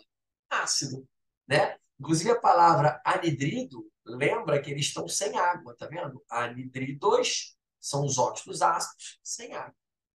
Tá? Subir isso aqui para não me atrapalhar. Todo óxido, estou escrevendo aqui embaixo no rascunhozinho, formado por metais de baixo NOx, metal de NOx 1 e metal de NOx 2, são óxidos básicos. E adivinha o que, que vai dar a reação dos óxidos básicos com a água? Bases. Pronto, fiz uma recordação aqui dos óxidos ácidos e dos óxidos básicos. Tá bom? Olhou para a fórmula, viu um ametal, que é o caso aqui do cloro, ametal é óxido ácido. Olhou para a fórmula, viu um metal alcalino, que é o caso do potássio. Gente, todo metal alcalino tem NOx mais um. Então vai ser óxido básico. Bom, agora como é que a gente acerta o produto? Vamos começar pelo óxido básico, que é mais fácil. Óxido de potássio, K2O, reagiu com água, vai dar uma base que leva a potássio. A única possibilidade, a única fórmula que existe de base que leva potássio é KOH. E aí o discípulo reclama. Poxa, como é que K2O vai virar KOH? Sumiu um potássio? Não, não sumiu um potássio, é só você balancear. Mas por que a fórmula é KOH? Família, gente. O potássio tem NOx mais um. Está em preto aqui, viu? Ele é da família um A, tá bom? Então, vamos lá. Mete um 2 aqui. Balanceei. Segundo, perde ponto sim, Arielle. Excelente pergunta. Monóxido de dipotássio perde ponto. A gente só usa mono, di, tri, tetra quando o cara varia de inox. Se o cara não varia de inox, não faz sentido usar esse nome, tá bom? Então, óxido de potássio. E aí, a primeira reação, moleza, né? Por que que deu uma barra? Gente, o que está em preto não vai na resposta, não, tá? Mas se você botar, também não tem problema. Eu escrevi base aqui embaixo. Não tem problema. Só lembrar, os óxidos de metal mais um, metal mais dois são óxidos básicos, vão dar base. Os óxidos de ametais vão dar ácidos. E aí eu tenho uma notícia boa. Exatamente porque os óxidos ácidos são chamados de anidrido, essas reações aqui você pode apenas somar. Olha, galera, eu estou escrevendo aqui soma, que é o seguinte, você soma os átomos que vai dar a fórmula. O que, que vai dar H2O? Somar, tá escrito soma aqui, ó. O que, que vai dar H2O com Cl2O? H2O, vou fazer uma cunha aqui, ó. Com Cl2O vai dar H2Cl2O2. Tá na cara que essa molécula está dimerizada, né? H2Cl2O2, na verdade, não existe. São 2 mols de HCl, ó, um ácido hipocloroso, tá bom? O que tem aqui na prova é o que está em vermelho, o que está em preto é a aula que eu estou te dando, tá bom? Notícia boa, a reação dos anidridos pode somar, porque anidrido significa sem água. Opa. Anidrido significa sem água, então você soma água que dá certo. Na reação dos óxidos básicos não dá para fazer assim, não. Tá? Esse macete da soma só vale na reação dos anidridos com água. Qualquer anidrido com água, quer ver um exemplo? O CO2 com água dá ácido carbônico. Soma quem você acha a fórmula. SO3 com água dá ácido sulfúrico, chuva ácida. Isso cai pra caramba no Enem, essa reação do SO3 com água. Ok? Cheio de perguntas lá no chat, nós estamos respondendo. Pode-se chamar ele de anidrido hipocloroso? Sim. Mas para chamar de anidrido hipocloroso, você tem que saber que o ácido que dá é o ácido hipocloroso. Ou saber o NOx do cloro, que é baixinho. Né? Hipocloroso, que é mais baixo. Agora, lembre-se, essa questão não pediu o nome de ninguém, só do óxido de potássio. Tá bom? O gabarito está aí. Propriedades periódicas, sim, a gente descobriu, né? Os óxidos por propriedades periódicas. Propriedades dos compostos moleculares, mas aí dos compostos iônicos, né? Funções inorgânicas e reações inorgânicas. A gente fez reações aí com os óxidos. Excelente recordação, hein, gente? Cai no Enem, cai domingo. Se o óxido for básico, reagiu com água da base. Se o óxido for ácido, reagiu com água da ácido numa reação de soma. Tá bom? Só essa aqui que pode somar. Vou até escrever melhor aqui para você estudar sexta-feira à noite. Ó, essa aqui, ó, pode somar, somar mesmo, que dá certo. A de baixo, não. Isso é um macete que funciona pra caramba. Pode somar que dá certo. Simbora, galera! Simbora! Mais uma questãozinha fácil de assuntos que a gente já estudou. Geometria molecular, né? Tem pH, tem dissoluções aí, bem facilzinha. Galera, vamos lá. Observe os solutos de 4 soluções distintas com concentração igual a 1 mol por litro. Então, imagine que você está fazendo 4 soluções, todas de concentração mol por litro. Está escrito aqui todas. Tá? Nomeie as substâncias cujas moléculas possuem geometrias não planares e determine o NOx, número de oxidação, do átomo central das moléculas de geometrias planares. Ou seja, vamos separar quais geometrias aí são planares, quais não são planares. Questão muito bem elaborada, tá? Nomeie e determine. Tá bom? A solução de maior pH é como se fosse uma letra B, tá? A UERJ não faz mais letra A, B, C, mas você tem que se ligar, hein? A solução de maior pH foi diluída 100 vezes, alcançando um volume de 10 litros. Determine, que é sinônimo de calcule, a massa absoluta presente nessa solução antes da diluição. Cuidado.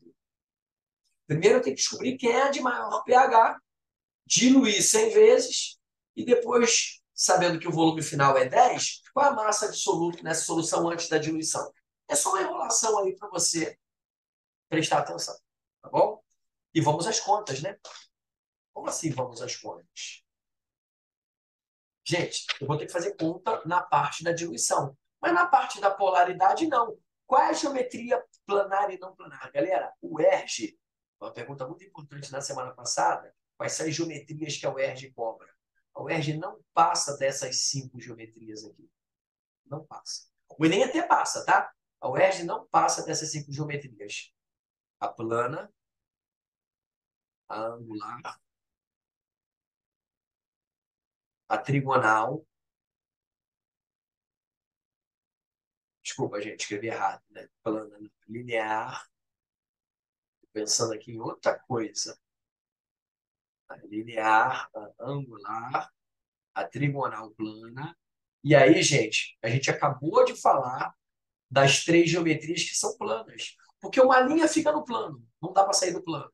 Um ângulo também, não sai do plano. E a trigonal plana, o nome já disse, é um triângulo que fica no plano. Então, essas são as geometrias planares. Entendeu o jeito? E quais são as não planares? As que não ficam no plano. A piramidal, que é o caso aí da amônia, e a tetraédrica, que é a geometria mais fácil de detectar, tá? A tetraédrica, apesar de ser a mais complexa das 5, é a mais fácil de detectar. Toda vez que tiver um átomo central, se liga nessa aqui, Duda, ligada a 4 caras, é um tetraedro. Só cai nessas 5 geometrias na UERJ. Existem outras, mas na UERJ, exame discursivo, só cai essas 5. Tá bom? Essas são as planares e essas duas são as não planares. Pronto. Agora a gente vai separar as moléculas rapidinho entre as planares e as não planares. Amônia. Amônia é piramidal. Já até decorei que a amônia forma uma pirâmide. Se a amônia é piramidal, gente, a amônia é piramidal, vou lembrar por quê, tá? Depois você vai tentar desenhar e vai ter, porque o nitrogênio tem um par de elétrons que repele as ligações para baixo. Então, joga a amônia nas não planares. H2S. Pô, H2S, mudei. Pulei um, que vai ser mais difícil. H2S é S no centro com 2 Hs. Isso ou vai ser linear ou vai ser angular. Já vou dizer que é angular. Que H2S é primo da água. Enxofre é da mesma família do oxigênio. Enxofre repele os pares eletrônicos para baixo, porque sobram 2 pares. Fica angular que nem a água. Então, mete o H2S como planar.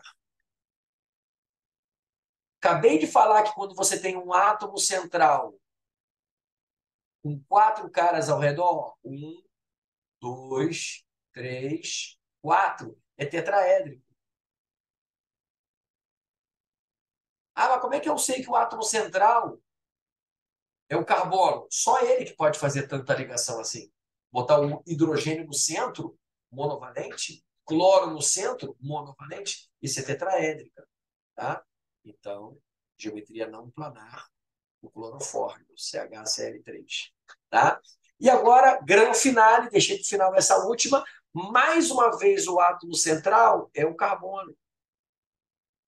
Só que cuidado, o carbono é tetravalente, mas ele só está se ligando a 1, 2, 3 outros átomos. Se sobrar par de elétron, forma a pirâmide da amônia. Se não sobrar, e não sobra, gente, quando o carbono faz as suas 4 ligações e atinge o octeto, de novo, galera, o carbono é da família 4A, está aqui no dedinho. Ele é tetravalente, ele tem 4 elétrons. Gastei os 4 fazendo ligação, carbono nunca vai sobrar par de elétrons. Nitrogênio, que é da 5A, sobra lá. Quando o nitrogênio da amônia é só 4, um dedinho você faz. Quando o nitrogênio da amônia, que tem 5 elétrons na camada de valência, porque é da família 5A, faz 3 ligações, uma com cada hidrogênio, aqui sobrou um par. Quando o oxigênio da família 6A faz 2 ligações na água, só 2. Ah lá, sobraram 2 pares. A sobra de pares de elétrons é que transforma as geometrias em não planares. Não é o caso aqui do clorofórmio. Clorofórmio não, desculpa.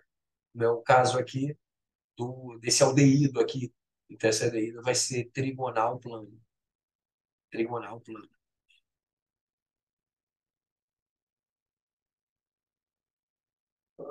Acabou, né? Já separei. As planares são aquelas, não planares são aquelas. Isso tem que ir no padrão de resposta, tá? Nomeie as substâncias cujas moléculas são não planares. Bom, primeira substância não planar, amônia. Segunda substância não planar. E aí, gente, repare que o comando é nomeie. Não precisa ser nome oficial, não. Tem gente nessa sala que sabe que esse é o clorofórmio. Eu já falei, dei spoiler. Mas se você não souber, não tem problema. Você vai chamar de tri. Olha como é que o tri é importante aqui, Arielle, porque são 3 cloros. Tricloro ligado a um carbono. Um carbono da química orgânica, bom, se isso aí fosse CH4, era o metano. Então esse cara se chama triclorometano. Seria de hífen. Agora, se você quiser chamar de clorofórmio, tá tudo bem também. E o clorofórmio é um dos solventes industriais mais famosos que existe. Ah, eu não sabia que ele era clorofórmio. Não precisa. Triclorometano. Só toma cuidado que tem triclorometano, diclorometano, clorometano e tetraclorometano.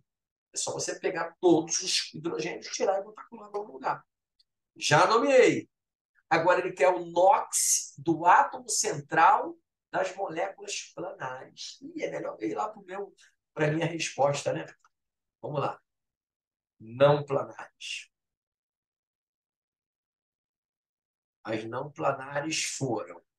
Tem que nomear, hein? Amônia. Já nomeei. E CHCl3, que é o triclorometano.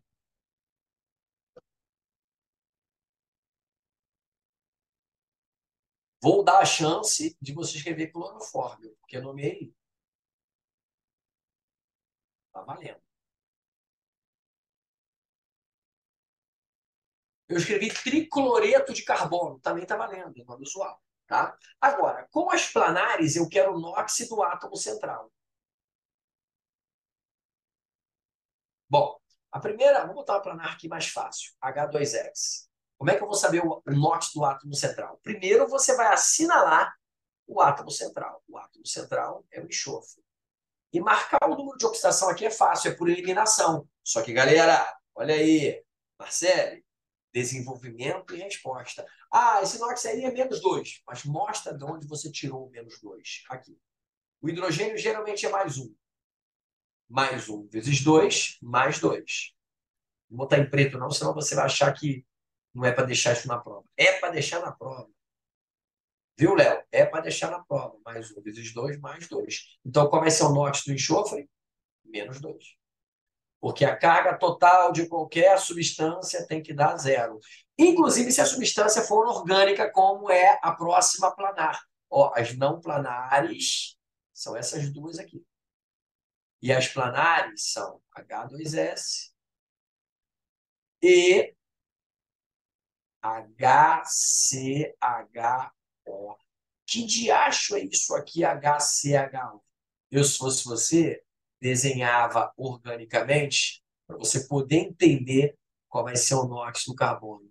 HCHO é um aldeído de um carbono só, é o metanal. Ainda bem que eu não pedi o nome aqui dele, porque senão você talvez não soubesse que é um aldeído. E aqui tem uma sacanagem. Achar o NOx de carbono, de molécula, se ela tiver mais carbono, dá um problema danado. Tá? A tua sorte é que aqui nesse caso você pode fazer condensado. Demos sorte, ó. Só tem um carbono, né? Então vamos lá. Hidrogênio geralmente é +1. Estou marcando aqui em cima. São 2 hidrogênios. +1 cada um deles. Oxigênio geralmente é -2. Epa! Isso aqui foi só para mostrar que o átomo central é o carbono. Qual vai ser então o NOx do carbono? Gente, o total já está dando 0.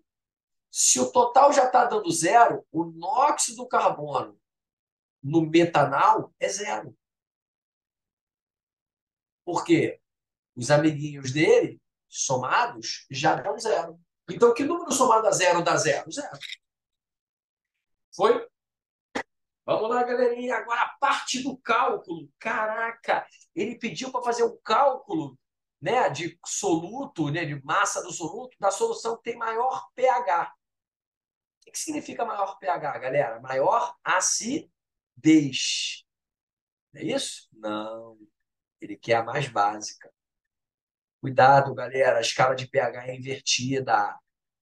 Maior pH é a mais básica. Mas como é que eu vou saber a mais básica desses quatro solutos aí? Lembra que as quatro soluções tinham a mesma concentração? Então não precisa fazer cálculo para saber quem é a mais básica. Olha o que, que eu tenho. Amônia, que é uma base, tem que saber que amônia é base, base de Lewis. Clorofórmio, que é neutro. Ácido sulfídrico, que é ácido. E formol, né? Esse aldeído aí que é neutro. Então, olha só um rascunhozinho. Essa espécie aqui orgânica é neutra. Essa espécie aqui orgânica, essa aqui que é o aldeído, é neutra.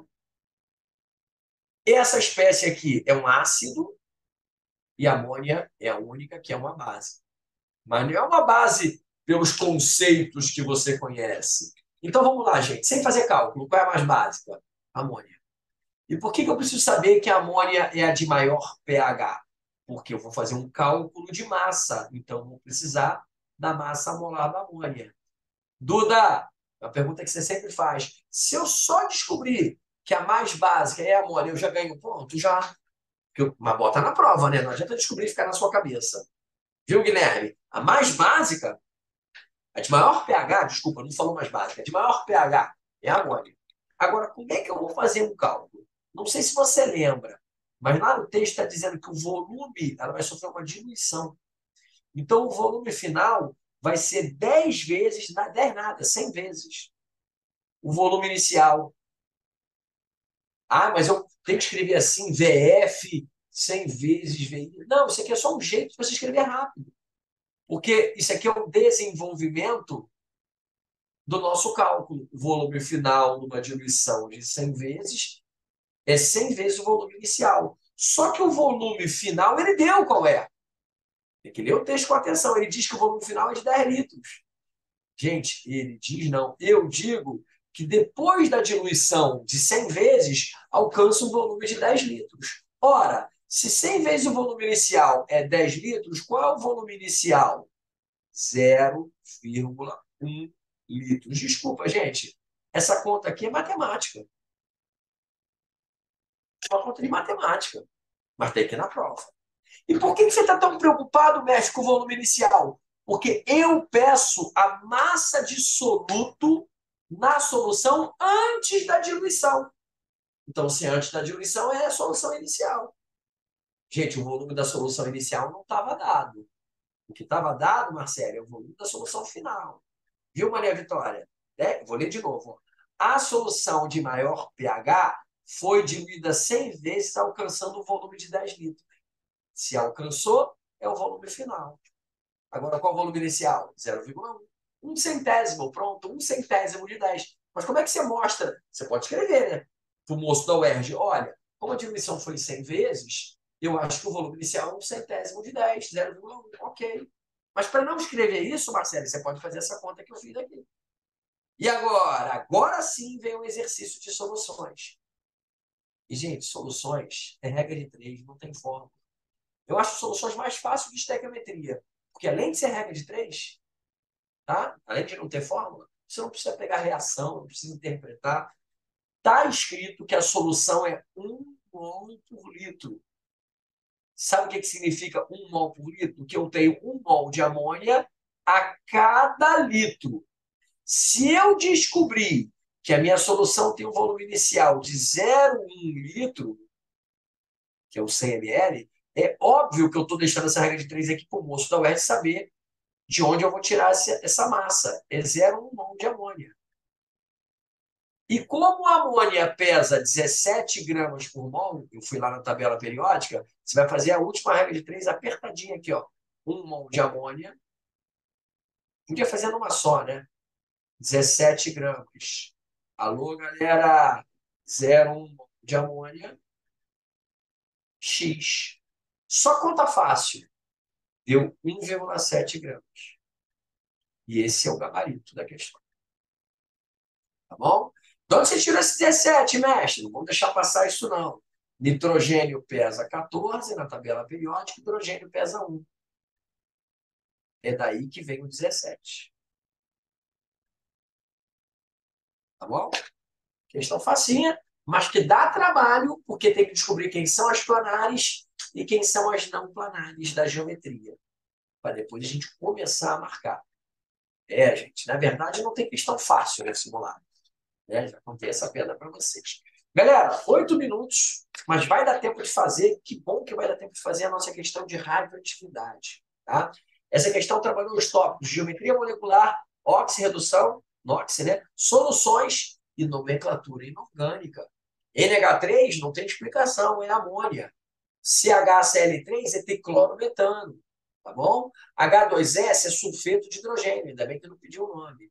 E a outra substância é orgânica, é o metanal, ok?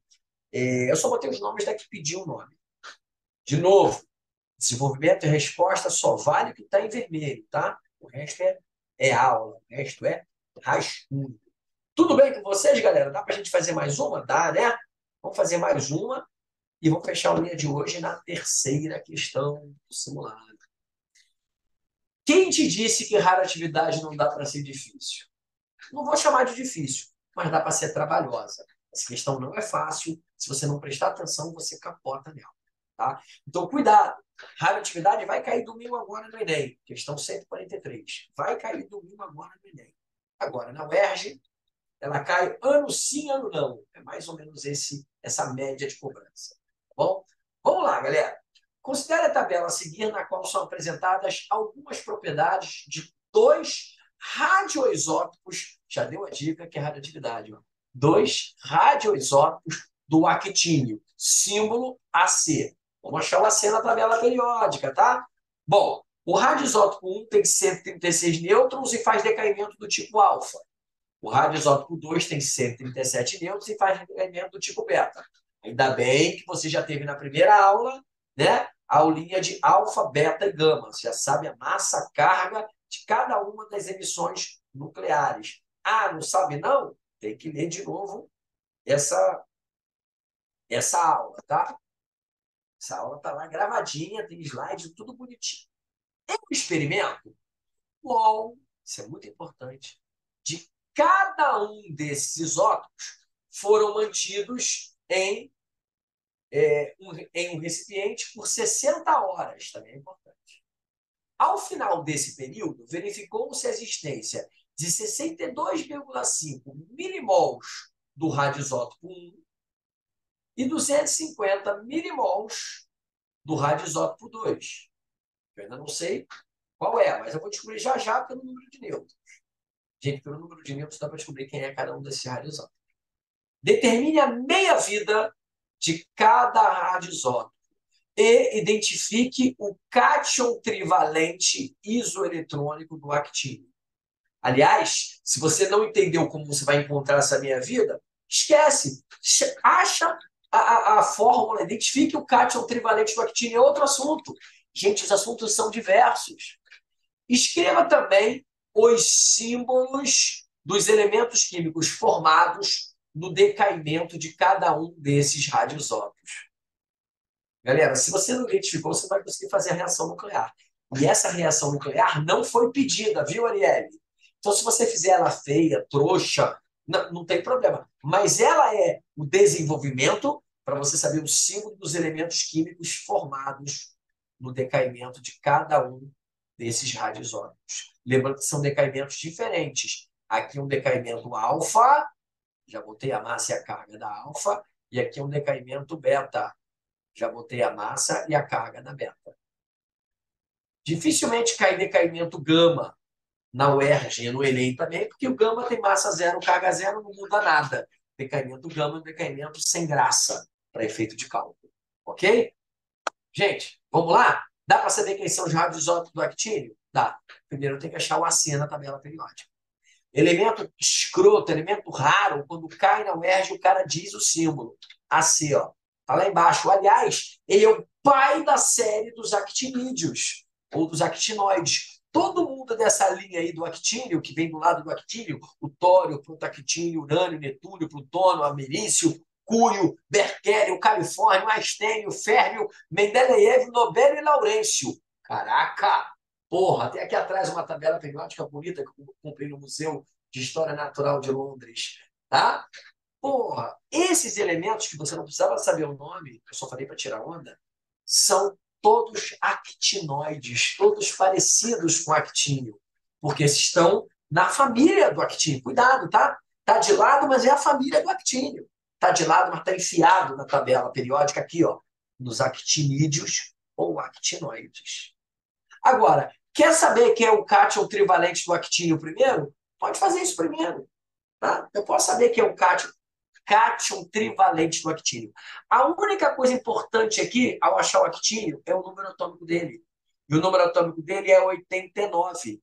Vamos lá para o nosso desenvolvimento, para a gente achar o... Ah, já apareceu aí o cátion trivalente dele, urânio. Como é que você sabe que o cátion trivalente dele vai ser urânio? Cátion é positivo. Vou fazer aqui no cantinho da tabela periódica. Ó. Você faz assim, existe um elemento cujo cátion trivalente fica isoeletrônico. Isoeletrônico quer dizer mesmo número de elétrons do actínio. O número atômico do actínio, acabei de encontrar, é 89. Se ele tem 89 de número atômico, ele tem 89 prótons, e se ele é um átomo, ele também tem 89 elétrons. Estou escrevendo E de elétrons. Opa, isoeletrônico e o mesmo número de elétrons. Então, esse cara, que é o cátion trivalente, também vai ter 89 elétrons. Só que o que significa esse mais 3 aqui? Que ele perdeu 3 elétrons. Cuidado com isso, Maria Vitória. Todo mundo confunde isso. Ele não vai perder, não. Ele já perdeu 3 elétrons. Ele já é um cátion. Então, você vai pensar, fazendo a prova real. Se ele perdeu 3 elétrons e ficou com 89, é porque quando ele era um átomo, ele tinha 3 elétrons a mais. Sacou? Então, o número atômico dele é 3 unidades a mais do que 89. E 3 unidades a mais do que 89 é 92. E 92, eu descobri o cara. 92, quem tem número atômico 92? Urânio. Então, esse cátion que pediu para identificar não é X3+, é U de urânio 3+. Ah, mas ele pediu o nome. Não, não, não, não, não pediu o nome. Enganou-se. Ele não pediu o nome, ele pediu identifique. Identifique não precisa ser nome. Vou voltar até aqui para ver. Ó. Identifique. Sabe por que eu esqueci? Porque eu, você, todo mundo esqueceu de marcar o comando. Determine. Não faz isso na prova, não, tá? Identifique. Não esquece de marcar, não. Escreva. Tá bom? Então, identificar é só botar um símbolo. Urânio 3+. Ah, eu escrevi é, urânio, cátion urânio trivalente. Também está valendo. Cátion trivalente no urânio. Mas não precisava escrever. Era só identificar. E isso você bota lá no padrão de resposta. Tá? Ah, mas você fez fora de ordem, mestre. Problema nenhum fazer fora de ordem. Se é mais fácil, pode começar por aqui. Ó. X3+, isoeletrônico do actínio 89. Então, esse cara aqui vai ter 89 elétrons, logo, número atômico, 92. Prova real, 92 perde 3, não esquece que 3 mais, não ganhou um elétron é negativo, perdeu 3. Prova real, 92 perde 3, funciona, chegou a 89, ficou isoeletrônico. Isso aqui é só um rascunho, só um desenvolvimento para você não chutar do nada. E agora, então, logo, o X3+ é urânio 3+. Pronto, está identificado. O que isso tem a ver com radioatividade? Nada a ver. Isso aí é uma questão de estrutura atômica. Nada a ver com radioatividade. Ah, mas por que você precisa de radioatividade nessa questão? Ah, porque eu tenho que descobrir a meia-vida de cada radioisótopo. E eu só vou saber a meia-vida de cada radioisótopo, pode chamar de 1 e 2, se eu olhar para esses valores, ó, 62,5 e 250 milimols ao final de 60 horas. Como é que a gente faz exercício de meia-vida? Repare que eu não preciso agora saber quem é o radioisótopo. Tem um mol de cada um deles. Gente, decaimento, seja alfa, beta, é cair. Então, um mol tem que cair. Como a meia-vida é desconhecida, a gente vai fazendo várias meia-vidas até cair, até chegar a 62,5 milimol. Vou começar pelo radioisótopo 1, ok?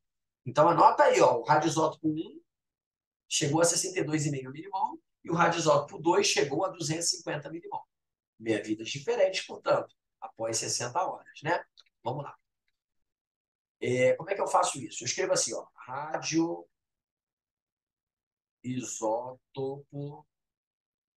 1. Não sei quem é, tudo bem. Começa com o mão dele. Exercício de meia-vida é assim que faz, ó, na mão, Léo. Se essa setinha significa meia-vida, um mol virou meio mol. Porque meia-vida é o tempo necessário para que um elemento radioativo decaia pela metade. E pode ser em massa, pode ser em mol, pode ser em volume, pode ser em molécula, pode ser em número de emissões. Tá? Passa mais uma meia-vida, metade de 0,5, é assim mesmo na mão, Duda. Metade de 0,5, 0,25. Mol. Passa mais uma meia-vida, metade de 0,25, 0,125. Bom. E quando é que eu vou parar, mestre? Bom, repare que nunca vai chegar a zero. Mas você vai parar quando chegar ao tal 62,5 milimol, que é agora. Olha que barato, certinho, cravado, Léo. A metade de 0,125 é 0,0625 mol. Isso aqui é a mesma coisa que 62,5 milimol. Esse M aqui é de mili. Foi? Agora você só precisa contar quantas meia-vidas se passaram. Cuidado, que meia-vida é a setinha, tá? Tem gente que na hora de contar a meia-vida, conta o número de a quantidade de mol que tem ali. Não, é as setinhas. Aqui tem 4 meia-vidas. O símbolo rápido de meia-vida é T meio. Se são 4 meia-vidas, olha aí, gente, você vai fazer a seguinte conta. 4 meia-vidas é um total de 60 horas. 60 horas ou 60 anos? 60 horas. Como a minha vida é constante, qual é a minha vida do radioisótopo 1? 60 horas dividido por 4. 15 horas. Pronto. Se você entendeu essa explicação, eu não preciso te explicar o radioisótopo 2, que vai ser a mesma coisa. Tá bom? Ah, mas o radioisótopo 2, ele sofre decaimento beta. Não importa. Decaimento sempre acontece de acordo com a minha vida. Rádio isótopo 2, está acabando, galera. Eu sei que você está com fome, com sono. Agora, cuidado, que o rádio isótopo 2 não chegou a 62,5 milimol. Chegou a 250 milimol. Bom, já tem a conta aqui pronta. Né? Se você quiser, você pode fazer 1 e 2 juntos na mesma conta. Como é que eu faço 1 e 2 juntos na mesma conta? É meio complicado de mostrar, mas olha só, você podia botar até chegar a 250, são duas meia-vidas. Então, se você quiser, pode fazer junto. Mas, ó, deixa eu até mostrar como é que eu posso fazer junto aqui, até para poupar tempo. Poupar espaço, o espaço está curto. Ó, vou tirar a rádio isótopo 1, vou tirar a rádio isótopo 2 aqui de baixo.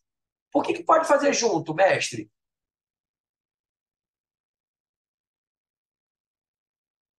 Por que pode fazer junto? É a mesma coisa. Porque, gente, o decaimento foi até 62,5 aqui no rádio isótopo 1. Então, você só anota que aqui tem 4 meia-vidas do isótopo 1. Tá? Não são 4 meia-vidas do 2. 4 meia-vidas do 1, 60 horas. Então, a meia-vida do radioisótopo 1 é de 15 horas, gabarito. Para poupar tempo e espaço, eu vou fazer agora uma setinha aqui em cima e dizer que quando chega a 250 milimol, lembra, gente, lê o texto aí, 250 milimol é radioisótopo 2. E aí, quantas meia-vidas se passaram? 2. Então, 2 meia-vidas do radioisótopo 2 dão 60 horas. Se 2 meia-vidas do radioisótopo 2 dão 60 horas, qual é a meia-vida do radioisótopo 2? Olha que interessante. Eu pensei nisso agora, tá, gente? Quando eu tinha resolvido, eu tinha feito separadamente, mas pode fazer junto. Os dois radioisótopos começam com a mesma quantidade, né? Um deles passa do outro, porque foi até o final. Agora, de novo, se duas meia... Gente, cuidado, 2 meia-vida não é a vida inteira, não, tá, gente? Não existe esse termo. 2 meia-vida é 60 horas, uma meia-vida, 30 horas. Aqui é a minha vida do radioisótopo 2, que é diferente da minha vida do radioisótopo 1. Por quê? Porque a quantidade produzida ao final do mesmo tempo é diferente. Maneiro, né? Isso é radioatividade. Mas tem a última pergunta da radioatividade, gran finale, que é descobrir qual é a fórmula dos caras. E aí eu preciso lembrar que um deles emite radiação alfa e o outro emite radiação beta. E outra coisa, será que eu não vou usar esse número de nêutrons aqui? Claro que vai, para você saber a massa do actínio. Olha que parada maneira. O actínio tem número atômico 89, isso eu vi lá na tabela periódica. Só que são dois radioisótopos. O que vai mudar entre eles? Já estou fazendo a continha aqui, ó. A massa. Isso aqui seria bom botar, antes que a Ariane me questione, ó, antes que a Tatiane também questione, isso aqui seria bom botar lá no desenvolvimento. O primeiro isótopo do actínio tem 136 nêutrons. O segundo tem 137, um nêutron a mais. Ou seja, ele vai ter a massa uma unidade maior. Ah, mas eu peguei a massa da tabela periódica. Não faz isso não, gente. Não faz isso não. Não se pega a massa da tabela periódica para cálculo em radioatividade. Só para estequiometria, né? Para quantidade. Mas radioatividade não. Tá? Esse radioisótopo vai ter uma massa diferente desse radioisótopo. E que massa é essa? 136 mais 89. Só somar. 225. 137 mais 89 dá 226. Então, agora eu até posso chamar o primeiro radioisótopo é o actínio 225. E o segundo radioisótopo, viu, Marcele? É o actínio 226. Ah, que babaquice! Para que eu preciso dessa massa? Para eu montar a reação nuclear e descobrir quem são os caras que são produzidos. Na verdade, quando ele pede o símbolo dos elementos formados no decaimento, você não precisava saber a massa, é só o símbolo. Então você pode matar só pelo número atômico. Então vamos anotar. Actínio 225, actínio 226. O actínio 225 é um alfa emissor e o actínio 226 é um beta emissor. Actínio 225 emite alfa. Gente, emite alfa, é só meter um alfa 42. Se a massa e as cargas se conservam, como é que eu vou descobrir quem é o elemento formado? Ah, galera, reações nucleares têm interpretação de texto. Quando ele fala que é decaimento alfa, é emitir alfa. Você vai pegar o número atômico do actínio, que é 89, e ver quanto é que falta para alcançar 2. Na verdade, o número atômico do elemento desconhecido é 2 unidades menor. E eu vou voltar lá na tabela periódica para descobrir quem é. Olha lá, o actínio, 2 unidades a menos, 89 menos 2, 87. De número atômico 87 é o frâncio. E se você não sabe que é o frâncio, não tem problema, é um símbolo, FR. Ah, mas como é que eu mostro na prova? Assim mesmo, já está bonito aqui, ó. Você fez mais do que pediu. O símbolo está aqui, ó. E aí, ó, a massa nem era necessário. Mas se quiser, vamos botar a massa do frâncio. 221, que não é igual na tabela periódica. Como é que você sabe que essa massa é 221? Porque o somatório de massa, Marcelo, tem que dar 225. E a massa da alfa é 4. Então a massa desse frango vai ser 2,2,1. Eu, se fosse você, já deixava a reação nuclear. A outra reação nuclear é do actínio 2,26, também tem número atômico 89, decaindo em beta. Só que beta não tem massa e tem carga negativa. E cuidado com essa carga negativa que geral erra, hein? Aqui, Guilherme, minha pergunta é a seguinte, ó. Quem é o elemento que somado a -1 dá 89? O elemento que somado a -1 e dá 89, gente, eu só sei quem é um elemento pelo seu número atômico. O elemento que somado a -1 e dá 89 não é o 88, é o 90. É o elemento de número atômico 90. Se eu vou lá na tabela periódica, já está marcado para você, ó. É o tório, TH. Pô, então acho que tem uma coisa que eu percebi. Quando um elemento emite alfa, ele volta duas casinhas na tabela periódica. Sim, foi o que aconteceu com o actínio virando frâncio. Quando o elemento emite beta, ele anda uma casinha para frente na tabela periódica. Sim, é o actínio virando tório. Isso agiliza pra caramba. E tudo bem se você não souber que TH é tório, porque ele só quer um símbolo. Tá? E aqui a massa do tório é 226, de curiosidade. Então, vamos ver qual é o comando? Escreva os símbolos dos elementos formados. Está escrito. Não precisa fazer mais nada. Você vai escrever para falar França e tório. Tá bom? Caraca, 18 perguntas no chat que eu não li. O pessoal está rindo. Ah, o pessoal está rindo da meia vida, né? Isso aí, gente. 2 meia-vidas não é uma vida inteira. Isso não existe vida inteira. Tá bom? Gente, 9h43, nosso prazo padrão aí de 15 minutos a mais. Claro que eu não consegui fazer as questões que eu planejei, é óbvio, mas está acelerando. Aqui tem radioatividade, estrutura atômica. E aí? A questão 4 seria a primeira questão de cinética química. Cara, não deixa de assistir a aula de terça-feira, não. Tá? E se você ainda não votou, atenção, lá no. Ah, não viu ainda? Dá uma olhada lá no nosso grupo do WhatsApp, que é o contato mais rápido que a gente tem. A aula extra, só para o Enem. Não é obrigatório, não. Vem se você quiser. Mas, cara, eu vou dormir hoje com a prova do Enem debaixo do travesseiro e vou sonhar com algumas questões que vai cair nesse domingo. Tá bom? Só resolução de questão. Gente, qualquer dúvida, ó, WhatsApp, que já são 9h43. Resolvemos 3 questõezinhas aí. 3 nada, 4 questõezinhas. Está aumentando, a gente está chegando lá na resolução de 5, de 6. Porque, gente, os assuntos já estão fechando. Radioatividade. Só quero corrigir isso aqui, ó. Eu tenho toque. Radioatividade. Perceberam que na aula de hoje não apareceu nenhum assunto tamanduá? Não apareceu nenhum tópico tamanduá. Só apareceu o tópico já estudado, o tópico que a gente está estudando. Então, meu amigo, a gente vai fechar a matéria da UERJ já já. Chegamos na metade da maratona. Estamos exatamente agora na metade da maratona, do Maratona UERJ. Foram 6 aulas. Você é um privilegiado, porque essa turma ela só comporta 20 alunos. Eu combinei isso com vocês. Combinado não sai caro. Combinado é 20 alunos. Tem um colega que você gosta, chama para a sala de aula. Ah, não gosta? Não chama, não. Fala, ah, não gosto de você. Não conheço o Guedes, aula no Alasca. Só chama quem você gosta. Só chama quem quer medicina. Só chama para essa aula quem realmente vai dar valor nessa aula. Porque ela tem valor. Valor agregado muito alto, tá bom? Gente, boa noite. Vejo vocês na sexta ou no sábado, depende da pesquisa, tá bom? Obrigado aí pela presença de vocês. Valeu, Maria Vitória. Valeu, Guilherme. Valeu, Duda. Valeu, Marcele. Valeu, Léo. Vocês são vitoriosos, tá? Porque o Enem é domingo agora e a gente vai bombar também nesse Enem, mesmo estudando para o UERJ. Uma coisa não anula a outra.